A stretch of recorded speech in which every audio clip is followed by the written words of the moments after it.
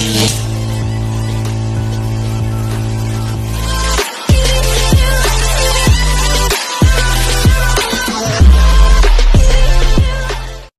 ba ako mag-interview sa'yo? Sure. Okay. Balikan kita ha. Sige. Ngi-interview po ako dito. Ikaw po.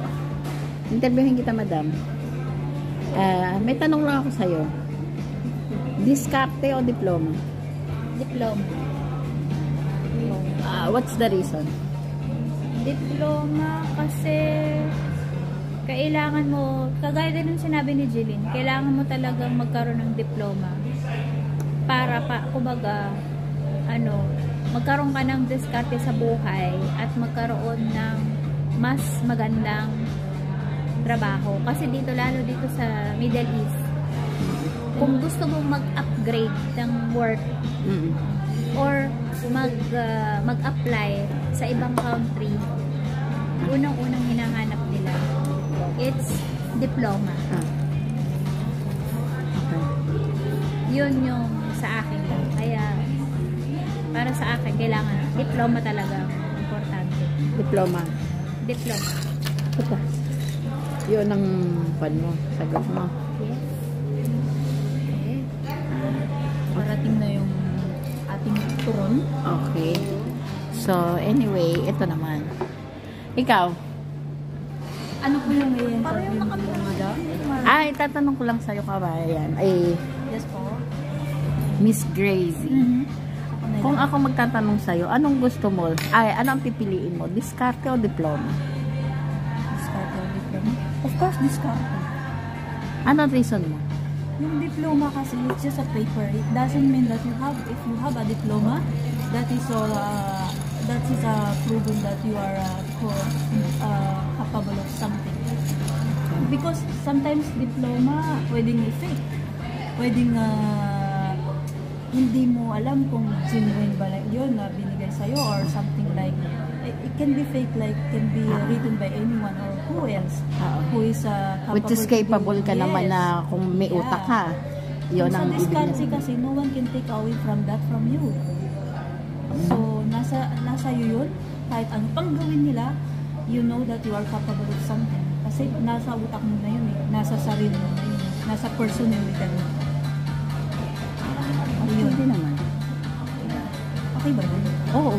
And I thank you. Thank you, Miss Grace. Okay, sige. Kunin ko na yung dessert nyo, ha? Sige. Salamat.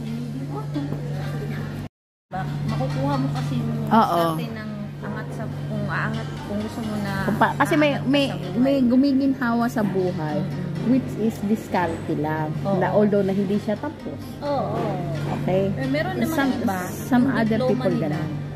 Sabihin natin na it's just a paper. Pero yan, pinaghirapan mo yan as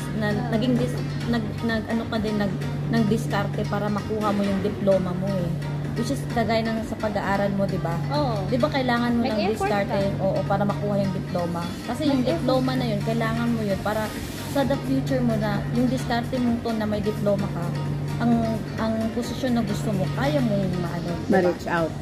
Makuha mo yung Kasi nga dito, iba-iba opinion ako ng tao. na ko rin kasi dito, kaya hindi naman sa paano, kaya doon sa mga bata, inano ko sila na bakit kailangan daw silang nakatapos. Sabi ko, lalo kung gusto nyo ka kung bakal ng Pilipinas, Standard ang Pilipinas.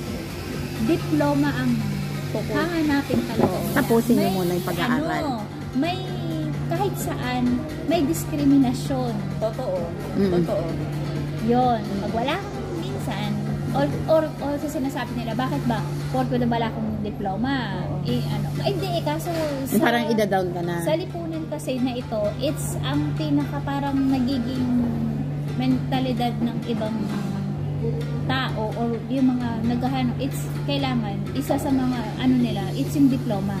Na ibig sabihin, na-meet mo yung standard or natapos mo yung ganitong curriculum o tapos yun, kumbaga, ang diploma kasi kumbaga minsan, di ba kapag nag-ano ka ng trabaho, bakit nila tinatanong kung may diploma ka? Degree Bakit? agad ang itatanong. Diba? Degree.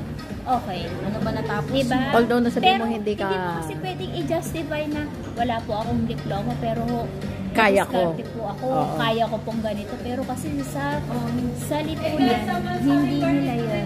Happy birthday! 1, 2, 3!